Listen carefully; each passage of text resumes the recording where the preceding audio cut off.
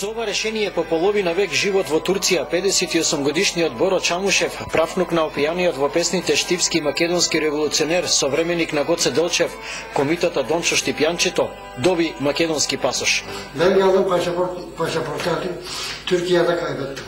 Ja денес у Штип дојде за да извадам пасошот и у Турција го изгуби. Освен што за годиниве Чамушев македонското државенство го сменил со турско, го сменил и идентитетот. Таму е пензионерот Месу Бора. Со едва и разбирлив македонски јазик, Боро ја дораскажа својата животна приказна. Ben çıkardım. Уче мајка му која била Майка ми кога беше турска. Била мажена тука за Дончо, потомок на Дончо Штипјанчето, и он мајка му го оставила него и заминала за Турција и таму бил он живеал уште од 58 година. Иако Боро го заборавил македонскиот јазик, не го заборавил прадедо си.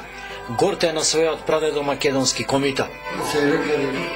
Но знам дека он Сојле Gidevi seyrek. дека он е бил многу славен. Сојле Hatırlay pesler. Многу бил упеан у песни, бил славен штипијанин.